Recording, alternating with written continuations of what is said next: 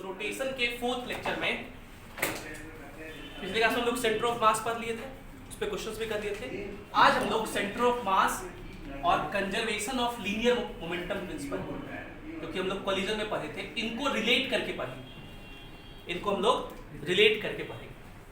आप याद करिए, मैंने आपसे velocity of centre of mass का फॉर्मूला लिखवाया था, और ये क्या था? m1 v1 plus m2 v2 and so on mn vn by total mass m1 plus m2 and so on mn। तो वेलोसिटी ऑफ सेंटर ऑफ मास हम लोग क्या लिखेंगे?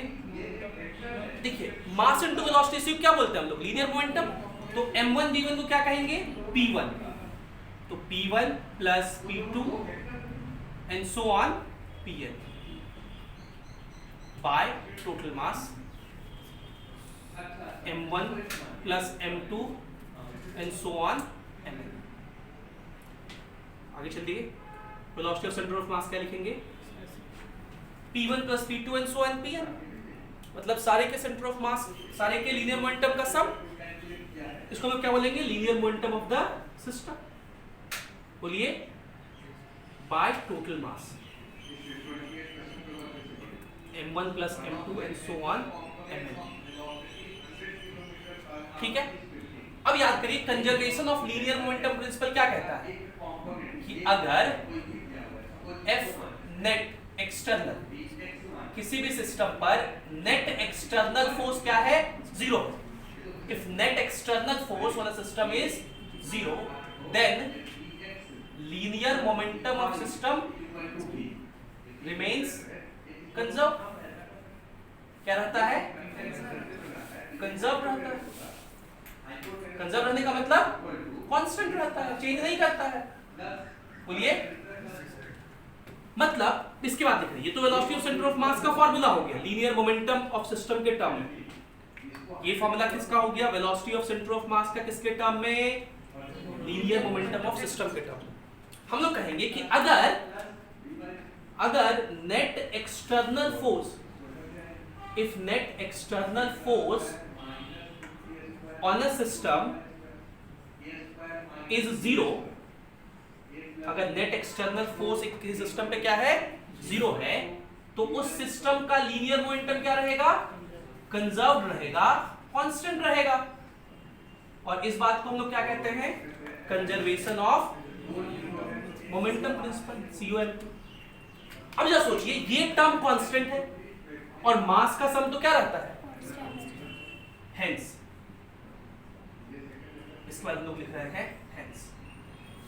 हेंस हम लोग क्या कहेंगे कि जो वेलोसिटी ऑफ सेंटर ऑफ मास होगा वो क्या रहेगा? कांस्टेंट रहेगा। वेलोसिटी ऑफ सेंटर ऑफ मास क्या रहेगा? सेंटर ऑफ मास का वेलोसिटी कांस्टेंट रहेगा, कोई चेंज नहीं होगा। और वेलोसिटी कांस्टेंट मतलब एक्सेलरेशन 0। इसका मतलब एक्सेलरेशन ऑफ सेंटर ऑफ मास क्या होगा? 0 होगा। सेंटर ऑफ मास का कोई एक्सेलरेशन नहीं। अब समझिए, वेलोसिटी कांस्टेंट है, एक्सेलरेशन क्या है? 0 है। वेलोसिटी कांस्टेंट, इसके दो मीनिंग हो सकते हैं। पहला मतलब तो ये हो सकता है कि सेंटर ऑफ मास अगर चल रहा था तो जितने वेलोसिटी से वो चल रहा था उतने वेलोसिटी से ही चलते रहेगा, अगर सिस्टम पे बाहर से कोई फोर्स ना लगे। वेलोसिटी कांस्टेंट ऐसा क्या मतलब कि initial velocity of centre of mass is equals to final velocity of centre of mass, है ना। और दूसरा बात क्या हो सकता है कि अगर initial velocity of centre of मास 0 था तो final velocity of centre of मास भी क्या होगा? 0 होगा। और वेलोसिटी 0 है, इसका क्या मतलब? वेलोसिटी 0 है कि इसका ऐसा क्या मतलब? वो रुका हुआ है, वो जहां पे है वहीं रहेगा। इसका मतलब इनिशियल वेलोसिटी 0 है, फाइनल वेलोसिटी भी 0 होगा। इसका क्या मतलब कि the position of centre of mass, the position of center of mass will not change। the position of center of mass will not, center of mass का पोजीशन चेंज नहीं करेगा। तो अगर आपसे पूछे कि किसी सिस्टम के सेंटर ऑफ मास का पोजीशन कब चेंज नहीं करता है, तो आप क्या जवाब देंगे कि अगर किसी सिस्टम पर नेट एक्सटर्नल फोर्स 0 हो और वो सिस्टम इनिशियली सिस्टम के सेंटर ऑफ मास का वेलोसिटी 0 था, तो उसका सेंटर ऑफ मास का पोजीशन चेंज। अब इस बात के ऊपर हम लोग सवाल करेंगे। ये तो हम लोग रिलेट कर रहे हैं कि सेंटर ऑफ मास और कंजर्वेशन ऑफ मोमेंटम प्रिंसिपल का क्या लेना देना है कि जब नेट एक्सटर्नल फोर्स 0 होता है तब मोमेंटम कंजर्व रहता है, और मोमेंटम कंजर्व रहता है इसीलिए सेंटर ऑफ मास का वेलोसिटी कांस्टेंट होगा। और क्योंकि सेंटर ऑफ मास का वेलोसिटी कांस्टेंट है, इसका मतलब कि अगर वो इनिशियली चल रहा था तो जितने वेलोसिटी से सेंटर ऑफ मास इनिशियली चल रहा था फाइनली भी सेंटर ऑफ मास का वेलोसिटी वही रहेगा। और अगर इनिशियली सेंटर ऑफ मास रुका हुआ था तो फाइनली भी रुका रहेगा। इनिशियली रुका हुआ था, फाइनली भी रुका हुआ है, इसका मतलब पोजीशन चेंज, मतलब सेंटर ऑफ मास पहले जहां था अभी भी सेंटर ऑफ मास वही रहेगा। अब ये चीज हम लोग यूज करेंगे क्वेश्चंस में। कैसे यूज करेंगे वो हम लोग सीखते जा रहे हैं। पहले आप इसको लिखिए।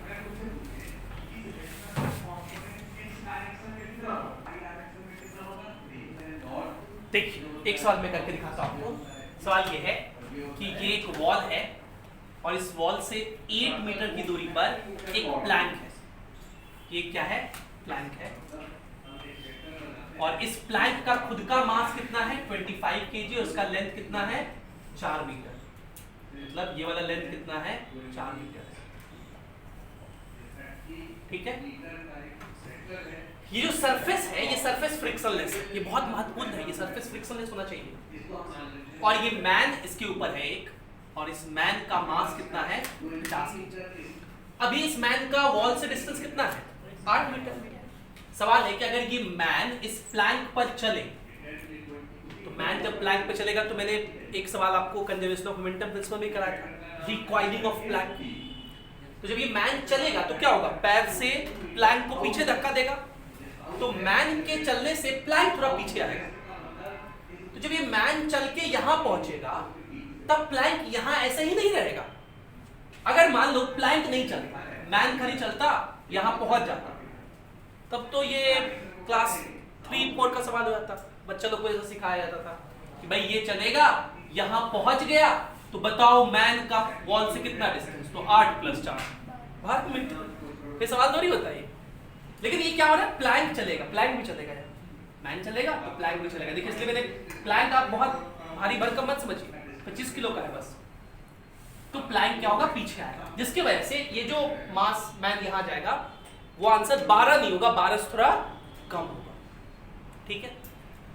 तो आपको बताना है कि जब ये मैन यहां पहुंच जाएगा, find the distance of man from wall when he walks to the other end of the plank. जब ये मैन यहां पहुंचेगा तो वॉल से डिस्टेंस बताइए मैन का कितना होगा। हम लोग ये तो समझ गए कि ये आंसर 12 से क्या होगा? कम होगा, है ना। तो ऑप्शन अगर एक ही 12 से कम होगा तो बिना सॉल्व किए निकल लेंगे। अब सॉल्व करने सीखते हैं। पहले हम लोग ये सीखते हैं कि ये क्वेश्चन जो भी थ्योरी बताए उसी पर बेस्ड है। पहले ये तो जान लें, तब तो वो थ्योरी अप्लाई करेंगे। सबसे पहले इस सिस्टम का अगर आपसे पूछे कि सेंटर ऑफ मास का होगा, ये बताइए। इस सिस्टम का सेंटर ऑफ मास निकालिए। ये जो मैन है ये यहां पे है, मैन का सेंटर ऑफ मास उसी के पोजीशन पे होता है। तो मैन के बदले हम लोग एक पॉइंट समझ सकते हैं। ये मैन का मास 50 kg और उसका सेंटर ऑफ मास यही है, ये मैन के जस्ट नीचे, यही पे मान लो। हालांकि मैन के मिडिल में होगा, लेकिन हम लोग सिर्फ उसका एक्स कोऑर्डिनेट जानना चाहते हैं। तो यहाँ इस तरह से पॉइंट दिखा दिए। इसका कोऑर्डिनेट क्या लिखेंगे? 8,0। इसको हम लोग ओरिजिन मान लेते हैं। देखिए यहाँ पे आप लोग खुश नसीब है कि ओरिजिन दिया हुआ है। ठीक है, ये वॉल वगैरह बना दिया है डायग्राम में। अगर नहीं बनाया होता तो आप खुद से इस तरह से बना लेते, सुविधा के लिए खुद से इस तरह से बना लेते। तो ओरिजिन बना लेंगे तभी तो कोऑर्डिनेट लिखने में आसानी होगा। जो कोऑर्डिनेट कितना हो गया? मैन का 8,0। प्लैंक का सेंटर ऑफ मास कहाँ होगा? मिडिल में। तो प्लैंक का सेंटर ऑफ मास का कोऑर्डिनेट क्या लिखेंगे? गौर से देखिएगा, ये हो गया 8 और ये +2 कितना हो जाएगा? 10। तो 10,0। और इस प्लैंक का मास कितना है? 25 kg। और हम लोग दोनों का सेंटर ऑफ मास लिख लिए। तो इस सिस्टम के सेंटर ऑफ मास का एक्स कोऑर्डिनेट क्या होगा? X coordinate of centre of मास निकाल सकते हैं। क्या फॉर्मूला लिखेंगे बताइए? m1 x1 plus m2 x2 bye m1 plus m2। m1 ये मास कितना है 50 इंटू x कोऑर्डिनेट कितना है 8, मल्टीप्लाई करेंगे कितना हो जाएगा 400, प्लस m2 ये मास कितना है 25, x कोऑर्डिनेट है 10, कितना हो जाएगा 250 by total mass 75, 650 by 75 metre. यहां पर अभी इस सिस्टम का सेंटर ऑफ मास का x कोऑर्डिनेट, कोई दिक्कत? अब अगर हम आपसे पूछें कि बताइए सेंटर ऑफ मास का वेलोसिटी कितना है, तो वेलोसिटी ऑफ सेंटर ऑफ मास क्या होता है? m1 v1 initial velocity. क्या पूछ रहे हैं आपसे? तो आप v0 यहां इनिशियल में लिख दे रहा हूं। अभी जब मैन यहां खड़ा था, प्लैंक यहां रुका हुआ था, अभी इसका वेलोसिटी बताइए m1 v1 plus m2 v2 by m1 plus. तो इनिशियल तो प्लैंक रुका हुआ था, मैन भी क्या था यहां खड़ा था, तो दोनों का कोई वेलोसिटी था क्या? तो v1 भी 0 और v2 भी, तो ये पूरा टर्म क्या हो जाएगा? मतलब सेंटर ऑफ मास का इनिशियल वेलोसिटी क्या है? अब ये मैन जब चलेगा तो मैन प्लैंक पर फोर्स लगाएगा, प्लैंक मैन पर फोर्स लगाएगा, लेकिन हम लोग इन दोनों को क्या लेके चल रहे हैं? सिस्टम। इस सिस्टम पे क्या क्या एक्सटर्नल फोर्स लग रहा है, तो mg नीचे लग रहा होगा, नॉर्मल बैलेंस कर लिया। मैन ने जो प्लैंक पे फोर्स लगाया और प्लैंक ने जो मैन पे लगाया, वो तो सिस्टम के पार्टिकल्स एक दूसरे पे लगा रहे हैं, उसको इंटरनल फोर्स कहते हैं। तो इस सिस्टम पर हियर एफ नेट एक्सटर्नल वो क्या है? 0 है। और जैसे ही net force external, net external force इस सिस्टम पे 0 है, इसका मतलब इसका लीनियर मोमेंटम क्या रहेगा? कंजर्व रहेगा। और हम लोग देखें कि अगर ऐसा सिचुएशन होता है तो velocity of centre of mass change नहीं करता है। वेलोसिटी चेंज नहीं करता है मतलब जितना इनिशियल था उतना ही फाइनली रहेगा। इनिशियल वेलोसिटी कितना है? फाइनल वेलोसिटी भी, और वेलोसिटी 0 है, इसका क्या मतलब? पोजीशन चेंज नहीं है। मतलब सेंटर ऑफ मास ये जो इनिशियली था यहीं पर फाइनली भी सेंटर ऑफ मास आएगा। फाइनल सेंटर ऑफ मास का भी पोजीशन यही रहेगा। तो आप क्या करिए, आप फिर से डायग्राम बनाइए। आप मान लीजिए कि ये प्लैंक चलेगा, आपको अगर नहीं समझ में आ रहा हो तो किधर चलेगा, तो आप मान लीजिए कि प्लैंक आगे जाएगा x से, x0 से। अगर x0 पॉजिटिव आया मतलब आप सही लिखे थे, अगर x0 नेगेटिव आ गया मतलब ये इधर जाएगा। तो मान लेते हैं लेट द प्लैंक, हालांकि यहां तो हमको पता है कि मैन चलेगा तो प्लैंक इधर ही आएगा, लेकिन फिर भी हम मान लेते हैं कि प्लैंक आगे जा रहा है। Late the plank moves rightwards by x0, तो इसका डायग्राम अभी हम लोग फिर बनाएंगे। तो कहां बनाए डायग्राम? इतने छोटे से हो जाएगा?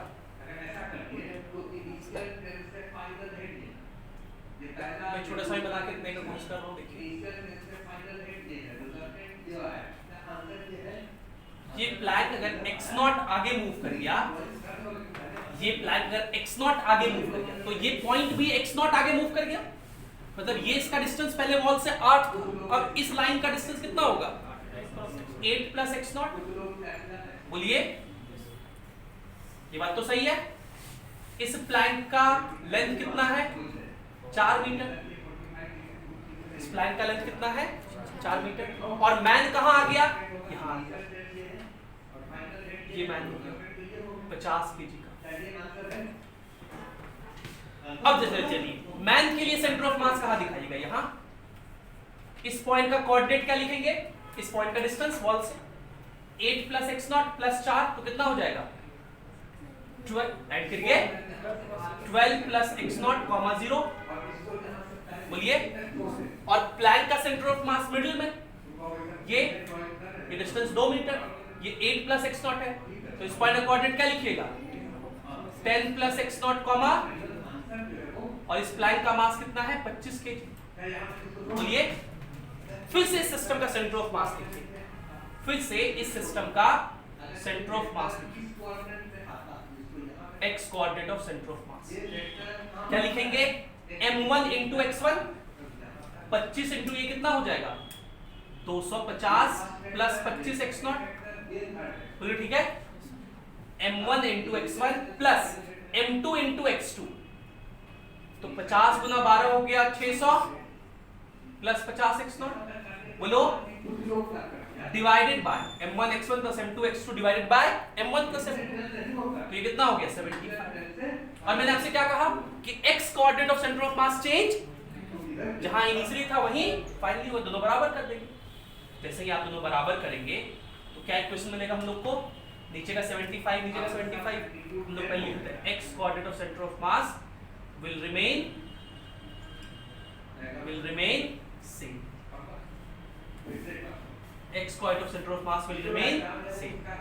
दोनों का नीचे का 75 कट गया, ऊपर में यहाँ क्या बचा 650 इज इक्वल्स टू यहाँ क्या बचा 250 प्लस 600 850 प्लस 75 इस 850 को उधर भेज दो तो माइनस 200 हो जाएगा, तो x0 हो जाएगा माइनस 200 बाय 75, तो x0 का वैल्यू क्या हो जाएगा 25 से काटेंगे तो माइनस 8/3, माइनस 8/3। ये माइनस साइन हमें क्या बता रहा है कि ये प्लैंक आगे हम लोग क्या माने थे राइटवर्ड मूव करेगा, तो ये राइटवर्ड नहीं जाएगा, किधर जाएगा लेफ्टवर्ड। कोई बात नहीं, अगर पूछता कि प्लैंक कितना मूव करेगा, क्या सवाल ये पूछता कि बताइए प्लैंक कितना और किधर मूव करेगा, निकल गया हम लोग का कितना मूव करेगा 8/3 मीटर, किधर मूव करेगा लेफ्टवर्ड। हम लोग राइटवर्ड माने थे लेकिन आंसर क्या आया नेगेटिव, मतलब लेफ्टवर्ड। लेकिन आपसे क्या पूछा है कि find distance of man from wall when he reaches the other and, ये पार्ट पूछा है आपसे। तो मैन का वॉल से डिस्टेंस, जब ये यहां पहुंच गया, जब मैन यहां पहुंच गया तो वॉल से डिस्टेंस, ये तो लिखे है देखिए कितना लिखे हैं 12 प्लस x0, मतलब आपसे किसका वैल्यू पूछा है 12 प्लस x0 का, इसका वैल्यू बताना है, नहीं निकाल सकते हैं 12 प्लस x0 तो निकाल लिए माइनस 8/3, तो प्लस माइनस माइनस हो जाएगा, बोलिए 3, अच्छा ऐसा नहीं ना 12 माइनस 8 4/3 लिखेंगे, ठीक है एलसीएम लेंगे 12 3 36 माइनस 8 कितना होता है 28/3 मीटर। क्या क्या प्लस लेंगे, ये हो गया आंसर 28/3 मीटर आंसर हो गया। हाँ क्या लेंगे प्लस, मतलब आप बोल रहे थे ना कि वो मतलब अपोजिट मतलब अपोजिट आंसर आया तो प्लस वैल्यू बोलेंगे, तो वहाँ तो प्लस लेते ना, प्लस ही तो लिए प्लस x0 और x0 कितना है माइनस 8/3, है ना, मतलब जो हम लोग सिचुएशन माने हैं उसके अनुसार सब आंसर लिखेंगे, है ना। तुम ये बोलोगे प्लस यहाँ 8/3 लिखा, क्या है प्लस लिखेंगे, तो प्लस मतलब अगर तुम मान लो इसको दिखाते तो ये प्लैंक फिर इधर दिखाएंगे ना, हम तो दिखा दिए कि प्लैंक उधर जा रहा है, तो 12 प्लस x0 हो गया, तो इसलिए हाँ मतलब जो आया कैलकुलेट होके फाइनली उसी फॉर्म में आंसर लिखिए आपका एग्जैक्ट आ जाएगा। यहाँ प्लस x0 था लेकिन x0 निगेटिव आया था, तो निगेटिव लिखेंगे, जैसा आया है वैसा लिखेंगे, तो वो अपने आप 28/3 को 12 से कम है ना, अगर आप यहाँ प्लस 8/3 लिख देंगे तो 12 ज्यादा आ जाएगा, तो गलत हो जाएगा, क्योंकि हम यहाँ ऑलरेडी लिख चुके हैं 12 प्लस x0, इधर मान चुके हैं x0 निगेटिव होगा तो 12 से कम आएगा। ऐसा क्वेश्चन बहुत पूछा आता है, ऐसे हम लोग 2-3 क्वेश्चन और प्रैक्टिस करते हैं, ठीक है, फिर इसको लिखिए।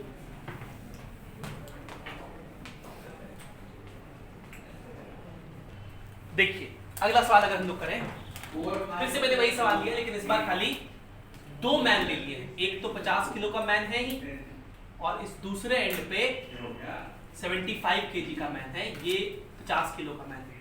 इनिशियली सिस्टम ऐसा है, सवाल ये है कि ये मैन इधर चलता है, ये मैन इधर चलता है, दोनों अपना पोजीशन एक्सचेंज कर लिया, तो बताइए प्लैंक कितना मूव करेगा, फाइंड डिस्प्लेसमेंट ऑफ प्लैंक। इस बार हम खाली क्या पूछ रहे हैं, डिस्प्लेसमेंट ऑफ प्लैंक, प्लैंक कितना मूव करेगा बस ये बता दीजिए। फिर से हम लोग कहेंगे कि इनिशियली तो रुका हुआ था ये सिस्टम, इनिशियली सिस्टम क्या था, रुका हुआ था, ये सिस्टम है जिसका initial velocity of centre of मास क्या है 0, initial velocity of centre of मास क्या है 0, और इस सिस्टम पर नेट एक्सटर्नल फोर्स कोई भी नहीं लग रहा है, इसका मतलब no change in position of centre of mass, no change in position of centre of mass का पोजीशन चेंज नहीं करेगा, ध्यान देना इस बात को, सेंटर ऑफ मास का पोजीशन चेंज नहीं करेगा, बाकी सबका पोजीशन चेंज कर रहा है, सिर्फ सेंटर ऑफ मास जहां है वही रह रहा है। पहले तो इस सिस्टम का सेंटर ऑफ मास निकालिए, ये मैन यहां है, इस मैन का सेंटर ऑफ मास क्या लिखेंगे, यही हमारा ओरिजिन है 8,0, इस मैन का सेंटर ऑफ मास हुआ, इस प्लैंक का सेंटर ऑफ मास मिडिल में कितना 10,0 और इस वाले मैन का सेंटर ऑफ मास 12,0। तो इस सिस्टम का x कोऑर्डिनेट निकालिए सेंटर ऑफ मास का, x coordinate of centre of mass का क्या फॉर्मूला होता है, m1x1 plus m2x2 plus m3x3 by m1 plus m2। m1x1 50 गुना 8 400 प्लस m2x2 प्लैंक का मास कितना 25 गुना 10 250 प्लस m3x3 75 गुना 12 900। पक्का श्योर है आप लोग, 900 बाय टोटल मास 50 और ये 100 150 150 हो जाएगा।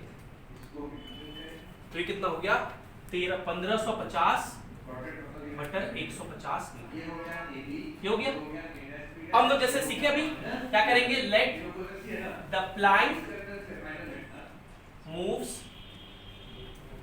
Rightward by x0।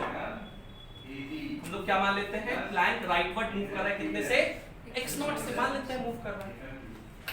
तो अब ये वॉल ऐसे ही रहेगा, ये प्लैंक ऐसे हो गया और क्योंकि ये प्लैंक x0 से मूव कर गया, इसका मतलब ये डिस्टेंस अब कितना हो जाएगा 8 प्लस x0। प्लैंक का लेंथ अभी भी 4 मीटर और क्या हो गया है, मैन लोग एक्सचेंज हो गए हैं, ये अब यहाँ B आ गया है 75 kg का और A अब यहाँ आ गया है 50 kg। ठीक है, फिर से सिस्टम का सेंटर ऑफ मास लिखिए। पहले इस B का सेंटर ऑफ मास यहाँ होगा, इस पॉइंट का कोऑर्डिनेट क्या लिखेंगे 8 प्लस x0, तो y नहीं लिख रहा है। इस पॉइंट का कोऑर्डिनेट 2 ऐड हो जाएगा 10 प्लस x0। इस पॉइंट का कोऑर्डिनेट 12 प्लस x0। फिर से निकालिए x coordinate of centre of मास, क्या फॉर्मूला लिखोगे m1x1 तो 75 into 8 75 into 8 तो 75 into 2 150 तक 600 हो जाएगा, 600 प्लस 75 x0 प्लस प्लैंक का मास था 25 इंटू ये करेंगे तो 250 प्लस 25 x0 प्लस ये मैन का मास 50 है वो मल्टीप्लाई करेंगे तो 600 प्लस 50 x0 बाय टोटल मास 170। कितना हो जाएगा 150। फिर से x coordinate of centre of mass same ही रहेगा 150 कट जाएगा, तो मैं यहां सॉल्व कर लेता हूं। x coordinate of centre of mass will remain same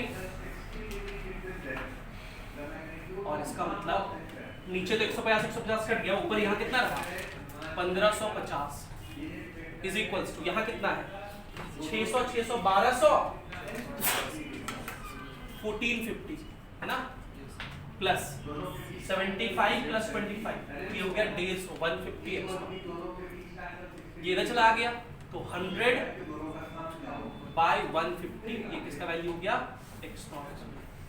x0 कितना हो गया 0 0 कटा 5 से 2/3 मीटर और ये पॉजिटिव आया कि नेगेटिव, इसका मतलब हम लोग क्या माने थे प्लैंक किधर जा रहा है, ये सही में राइट वर्ड जा रहा है कि नहीं जा रहा है, ये जा रहा है, सही में ये राइट वर्ड ही जा रहा है और आंसर कितना हो जाएगा 2/3 मीटर। समझ गए क्या, पक्का। अच्छा ये बताओ अगर मैं ये नहीं बनाता वॉल वगैरह और सिर्फ यहाँ प्लैंक बना देता तब पूछता तो आप लोग क्या करते, अपने मन से यहाँ वॉल बना लेते ऐसे, इस डिस्टेंस को 8 के जगह आप कुछ मान लेते x या x0 या a, क्या मान लेते a, फिर a कट जाएगा वो तो माने हम नहीं निकाल पाओगे। मतलब अगर हम ये ना बनाए तो क्वेश्चन सॉल्व कर सकते हैं कि नहीं कर सकते, कर सकते हैं। आप ऐसे बनाओगे तो क्वेश्चन सॉल्व करने में आसानी होगा। तो अब मैं जो क्वेश्चन बोल रहा हूँ उसमें हम ये नहीं देंगे, अब मैं स्टेटमेंट के फॉर्म में लिखूंगा, आप उसको इस तरह से रिप्रेजेंट करके बनाएंगे, ठीक है। लिखो।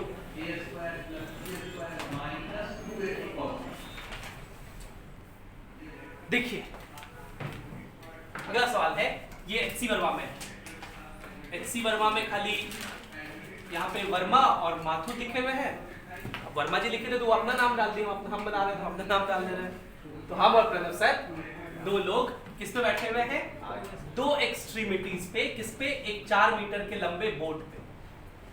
अब बोट तो हवा में उड़ता है, वही हम पूरी ला रहा। हाँ सर भाई ये पानी है तो ये होगा बोट, और इधर में मान लीजिए ये है, हम M लिख देते हैं, और ये प्रणव सर है। मैं पतला दुबला 50 किलो का, और प्रणव सर 60 किलो।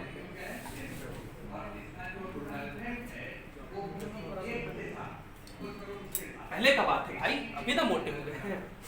इसका बोट का लेंथ है 4 मीटर, पहले भी इतना ही था। प्लैंक ले रहे थे खाली बोट के जगह, और इस बोट का भी मास है, और बोट का मास भी आप मिडिल में समझेंगे कितना, 40 kg, ये मिडिल में समझेंगे। अब यहाँ पे दिया नहीं है एक्सिस वगैरह, तो आप ना बना लीजिए, ये बना लेते हैं एक्सिस, आप कहीं बना सकते हैं। ये अपना ओरिजिन हो गया 0,0, और मान लिया जाए कि ये जो इनिशियल डिस्टेंस है बोट के इस वाले पॉइंट का, वो कितना है, a है। ये a दिया हुआ नहीं है, और a कट जाएगा आंसर में फाइनली। तो अब इस सिस्टम का इनिशियल सेंटर ऑफ मास निकालिए, x coordinate of centre of mass of this system. इस सिस्टम का x coordinate of centre of मास निकालिए। तो ये कोऑर्डिनेट कितना लिखेंगे, सबसे पहले m का कोऑर्डिनेट क्या लिखेंगे, a,0, ये डिस्टेंस a है, a,0। बोर्ड का क्या लिखेंगे, इसमें 2 ऐड हो जाएगा, a + 2,0, और p का क्या लिखेंगे, a + 4,0। तो x point of centre of मास लिखिए, m1 x1 50 × a, 50a हो गया, प्लस बोर्ड का कितना लिखेंगे, 40 × ये, कितना हो जाएगा, 40a + 80, 2 भी था ना यहाँ तो, और ये 60 × a करेंगे तो 60a + 240 अपॉन टोटल मास 150। तो x क्वार्टर सेंटर ऑफ मास कितना हो जाएगा, 50 40 60 150a + 320/15 मीटर। अब सवाल आगे लिखता है कि to discuss a mechanics problem they come at the middle of the boat. कोई सवाल डिस्कस करना था तो हम भी इधर चले, प्रणव सर भी इधर चले, और बीच में बोट के मिडल में आ गए। तो बोट रुका हुआ तो ही रहेगा, बोट तो इधर उधर चलेगा। तो हम लोग मान लेते हैं let the boat displaces rightwards by x0। कितने डिस्प्लेस हो गया, x0 से। तो बोट पहले यहां था, अब x0 डिस्प्लेस होकर यहां आ गया। तो अब ये डिस्टेंस कितना हो गया, a + x0। ये डिस्टेंस तो 4 ही मीटर है।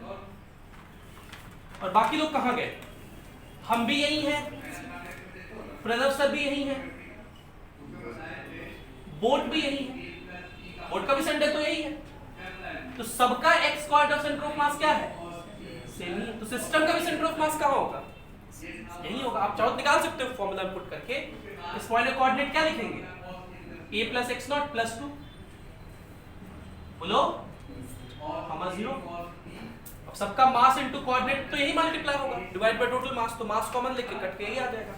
तो x coordinate of centre of मास अभी कितना है, a + x0 प्लस, और अभी मैंने कहा था कि x coordinate of centre of mass change नहीं करता। क्यों नहीं चेंज करेगा, क्योंकि इस सिस्टम पर बाहर से कोई फोर्स नहीं लग रहा है, इस सिस्टम पर बाहर से कोई फोर्स नहीं लग रहा है। एक बात यहाँ पे ध्यान रखना है कि ये जो वाटर है वो विस्कोसिटी लगाता है, वाटर जो मोशन को अपोज करता है, उस फोर्स को नेग्लेक्ट किया गया, उस फोर्स को नेग्लेक्ट किया गया। नहीं नेग्लेक्ट किया, क्वेश्चन सॉल्व भी नहीं होगा, इससे नेग्लेक्ट किया गया।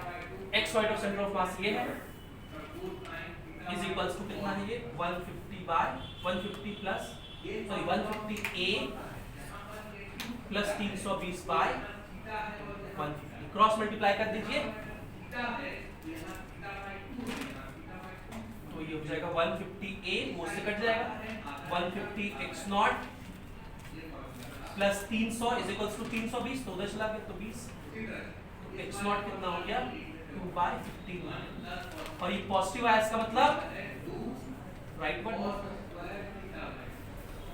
ठीक है। इसको लिखिए फिर एक और सवाल में करवाऊंगा।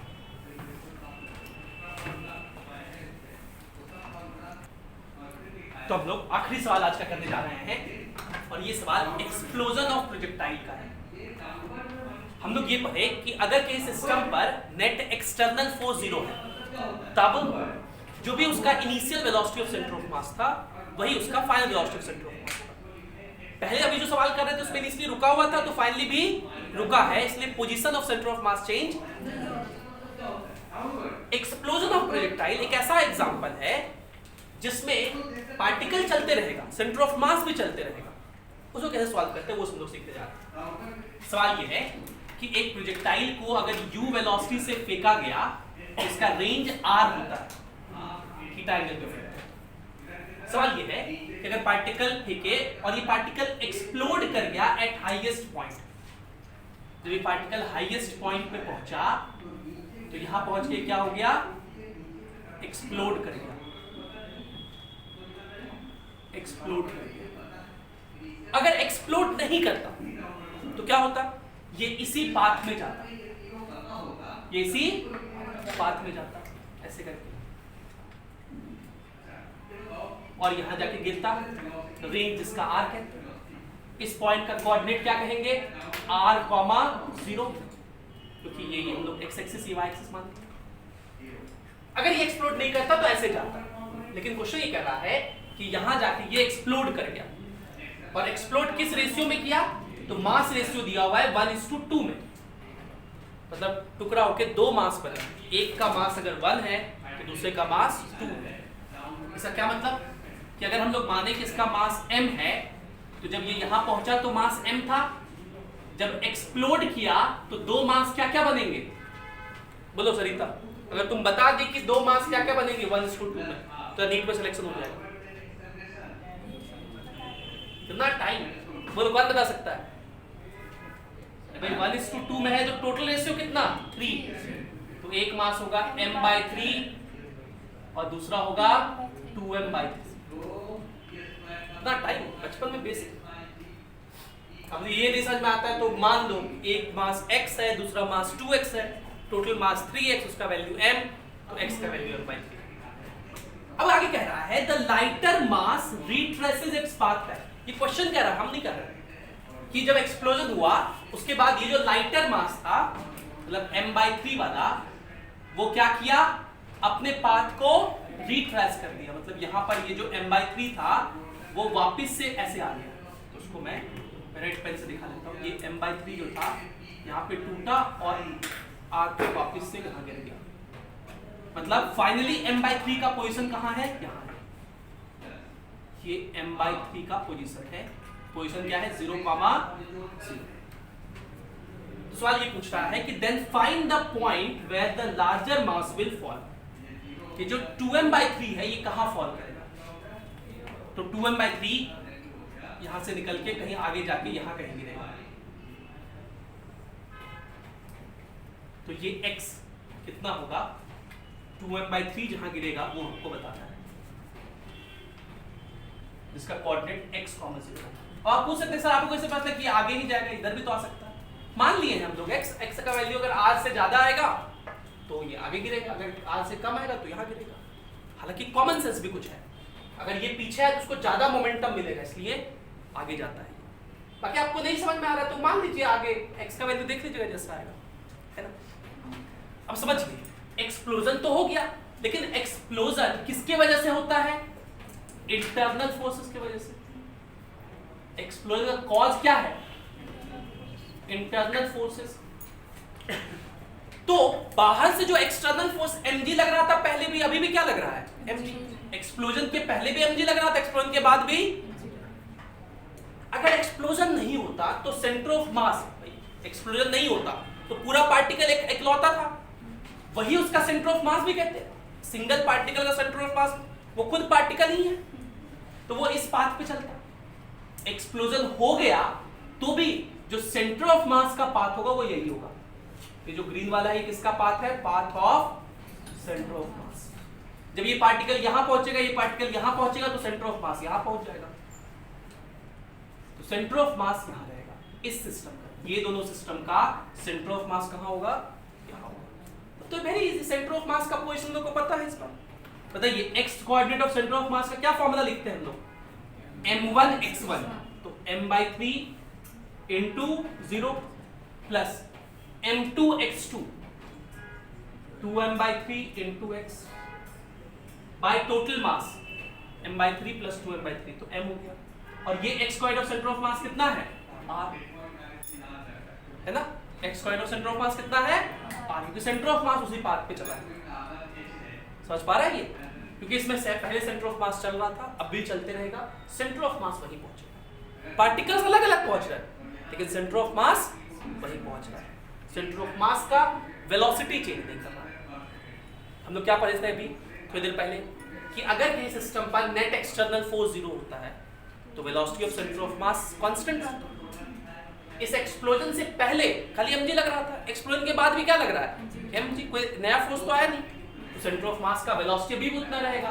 पहले जैसा सेंटर ऑफ मास था अभी भी वही चलेगा, यहां पहुंच गया। अरे भाई पहले भी तो mg नहीं लग रहा था, पहले भी तो mg कोई बैलेंस नहीं कर रहा, तुम जो पूछ रही हो।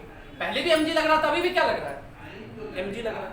mg तो कांस्टेंट रहा, वो तो चेंज किया नहीं। नया कोई फोर्स आया क्या? नया तो कोई फोर्स नहीं आया। कहाँ नॉर्मल लग रहा था?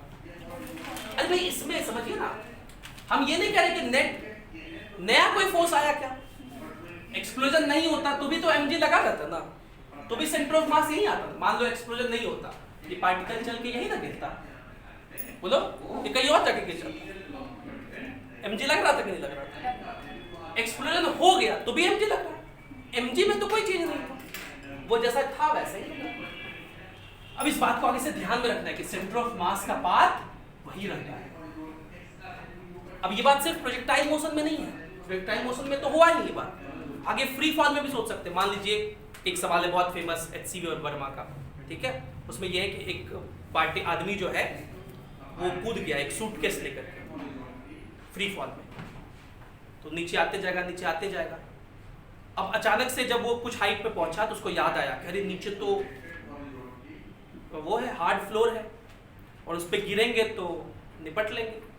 तो उसको दिखा कि बगल में ना एक पॉन्ड है, तालाब है, कुछ दूरी पे, x दूरी पे दिया हुआ है।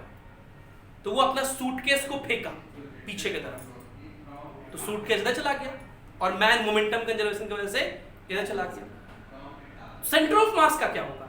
सेंटर ऑफ मास बेचारा सीधा सीधा वहीं जाएगा, तो मैन उधर गिरेगा पॉन्ड में, सूटकेस इधर गिरेगा, सेंटर ऑफ मास उसी लाइन के नीचे गिरेगा। समझ रहे हैं? सेंटर ऑफ मास पे तो पहले भी mg लग रहा था, अभी भी क्या लग रहा है? बाहर से कोई नया फोर्स चेंज नहीं। एक बच्चे ने कहा कि सर ये HC वर्मा साहब का तो विजन था। अभी कुछ दिन पहले ब्लू व्हेल नामक एक गेम बहुत चला था, जिसमें लास्ट क्या था? डेथ। लास्ट चैलेंज था कि डेथ, कहीं से कूद के मर जाना। बहुत लोग बच्चे मर गए थे। HC वर्मा साहब को पता था फ्यूचर में ऐसा कोई गेम होगा, है ना, तो वो ऐसा क्वेश्चन बनाया कि देखो भाई फिजिक्स पढ़ा करो, है ना, तो अगर कभी ऐसा गेम खेलना पड़े तो लैपटॉप लेके कूदना और कैलकुलेट करके कि लैपटॉप कितना वेलोसिटी से पीछे फेंके कि तुम सीधा गिरते गिरते पॉन्ड में जाके गिर जाओ, है ना। ऐसा जगह ढूंढ के कूदना, ऐसा नहीं कि कहीं से भी हरिओम टावर्स के ऊपर जाके कूद जाना, जगह देख। खैर इसको सॉल्व कर देंगे हम लोग। ये टर्म तो 0 हो गया, ये m इधर हो गया, ये कितना हो गया? 2mx/3 = mr। mm कटा x का वैल्यू कितना आ गया? 3r/2। देखिए r से ज्यादा आया ना, मतलब ये बचेगा। सो ये सेंटर ऑफ मास और कंजर्वेशन ऑफ मोमेंटम प्रिंसिपल के ऊपर सवाल का समाप्ति होता है। Thank you for being with us, have a great day. अगली क्लास में हम लोग मोमेंट ऑफ इनर्शिया पढ़ेंगे।